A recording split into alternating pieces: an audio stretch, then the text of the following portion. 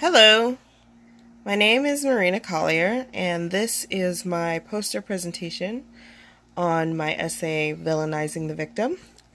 I did this for my English literature course with Professor Mandy Mahaffey, and this is for Valencia College.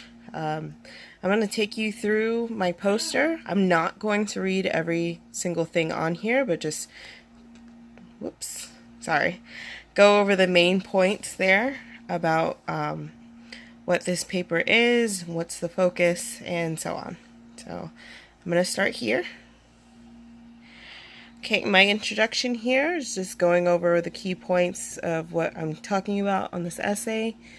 I'm going to be examining my claims, the ways that I've connected all these literature, including the main text, which is the tale of Philomena and Tereus, taken from The Lover's Confession, which was written by John Gower. And then, of course, going through the different visual aids that I've added as well, and the way my other research has connected to this main text. Alright, let's go into the abstract here. Now, my claim here is that literature has a history of making female victims into villains. And this is really an interesting topic to be touching on now, seeing as our news feeds. I don't think anybody without with a television has not seen what's been going on with Brett Kavanaugh and the different Me Too movements and so on. So this is actually ties in a lot with today's world. But back on topic, female victims into villains with the purpose of shifting the blame away from the male and onto the female, are causing confusion as to who is actually right. Now, the main points that I touched on here, I'm not going to read through all of them, but I am going to be going through them throughout this, so rather not speak about it twice.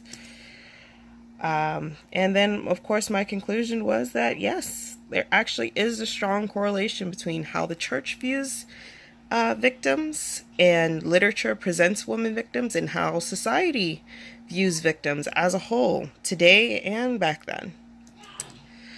All right, now I'm going to dive into my literature review. Okay, I broke up my text here into 3 different categories. Adjacent literature. Now, this was, of course, my original text and other sources from Greek writing. So I touched a little bit on Euripides and Ovid. Then, of course, women views and church ideals. So let me go ahead and go into adjacent literature here. Now, this is where I connected the way that John Gower treated Tereus and Philomena's tale. He tried to stay very close to Ovid's Metamorphoses version of the tale of Philomela. In that iteration, it was Philomela, not Philomena, like Gower did. But otherwise, he stayed very, very true to how this was written. Ovid also was the writer of Medea, which was written many, many, many times before. One of those writings was, of course, Euripides. So I looked at Ovid's Medea and I looked at Euripides' Medea.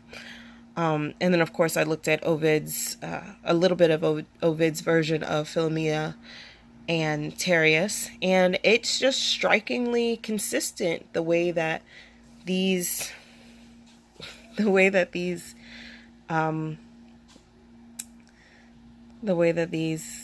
characters get treated. It's just constant. It's continually the fault of the victim in the long run. You get to see Medea get turned into a villain by the way that she kills her children after Jason leaves her in the story of Medea. And then, of course, in Philomena and Tereus, you get to see how Progny and Philomena decide, you know what, we're just gonna kill we're gonna kill this Tereus' son, Ichthyos, which I really have a hard time saying his name, so you won't hear me say it often. So yeah, that was my view of this. Now, I took out these books here, Asking for It, The Slut Shaming, Victim Blaming, and How We Can Change America's Rape Culture. And then I also took out Medieval Prostitution. And I kind of questioned myself on taking out the prostitution book, because people view prostitution as very different than, like, they view sexual acts against prostitutes different as opposed to a wife, a lady of a court. So I didn't think this would be a good option, but in the end, I'm actually very glad that I took this, because the way that they described women as a whole was very interesting. Because one thing that, and I wrote this in the essay as well, the prostitutes are not the only ones who are blamed for their rape. Any woman who is the victim of a rape, it is technically her fault, because she has swayed this man into the seduction. And actually, when considering condemning the man, it is also necessary to consider how beautiful the woman was, because that was an example of how tempting she was, and how, since the temptation was stronger, the man should be less at fault. So these are the kind of views that they had in medieval times. That was talking about 13th century France, but you can see from the way that Gower wrote and others that this is actually not this isn't a centralized concept. This is something that most people viewed, especially being reinforced by the church, which, let me move on to that. That is the other subcategory that I have here. Sexuality in Catholicism was very enlightening, along with Sex, Sin, and Grace. These texts were very keen on quoting how things like celibacy that is forced on the clergymen were backfiring on some of them, because men were redirecting their sexual desires away from women, because women are mothers and virgins, which is the biggest symbol of the Catholic Church, is Virgin Mary, besides God and Jesus himself. So when you have that strong view of this is what a woman is, then you see this, you have these sexual desires that you're not allowed to take out. You revert to preying on younger boys, and it's a perversion that is stemmed from the conclusion that women are not to be desired because women have no power, and emphasizing on men, especially young men, because they are the future of the church. It's a way of latching on when something is when something is taboo. So these kind of things work together. This church ideals and the church ideals, the society ideals, and the literary ideals, they all work together to kind of form what is now known as rape culture, which is the way that everything around us pretty much says that the victim should be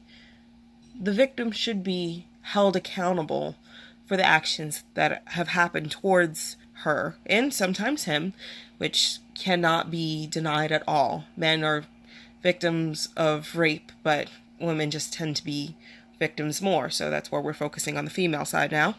But these things are ingrained. I mean, this is a text from the Middle Ages, so this is a very old text, but you can see when read and examining the text and how horrific it is to have Philomela have her tongue ripped out, have her raped, have her screaming for her brother and her mother. It's very horrible to watch, but it is what happens in the tale. Sorry. But this is the reality of her situation. But then to have that narrative changed so that now she's the villain. Now her, Philomela and Progny, they're the ones who are committing murder, and not only murdering, but feeding a child to his father. It's disgusting. It's absolutely abhorrent behavior. But why make this the reality of the story? Why is it that it's a literary choice to continually have the woman play out to eventually be the villain, even when they start out the victim? It kind of reinforces this idea that women are in fact always the villain. And therefore, I come to my conclusion here, which just shows that this is why this culture has stuck. This is why these ideals have stuck. And this tale is a part of why there's so much difficulty in unhinging that thought process today.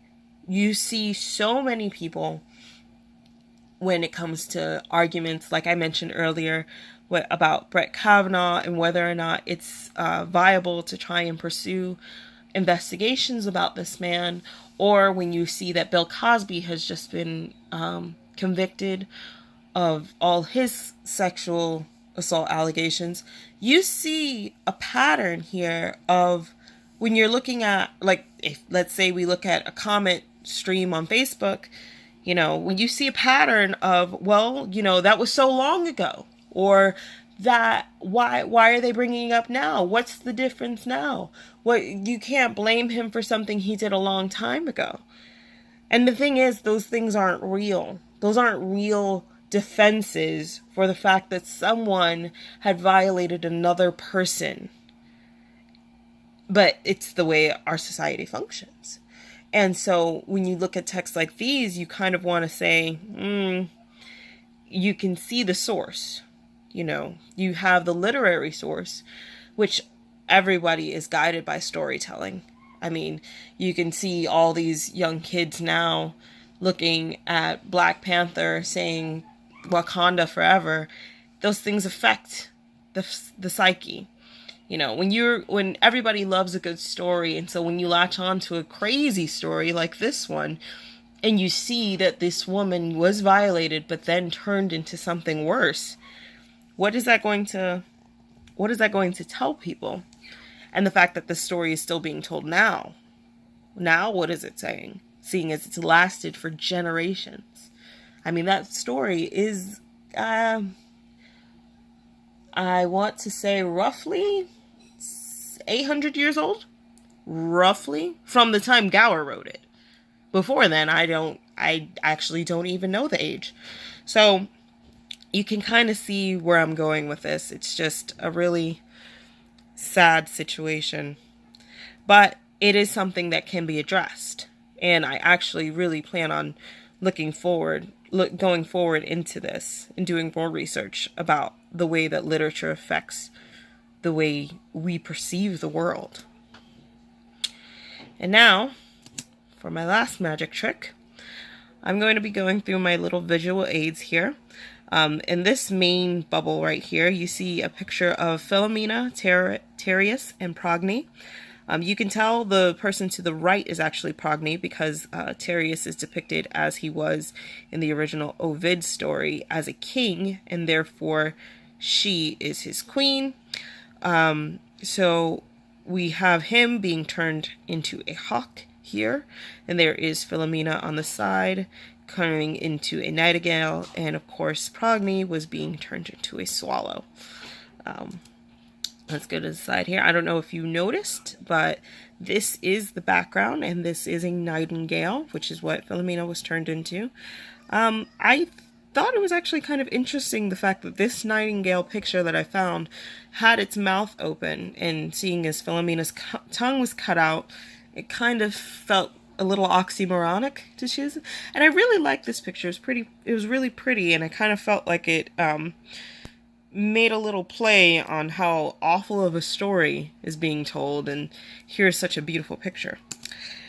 Now here we have a different picture of Tereus getting ready to slay Philomena and Progny, and this is of course after the meal has been consumed. You can see the plates down here, and you can actually see Philomena holding his son's head, ready to chuck it at him, which is really, really ridiculous.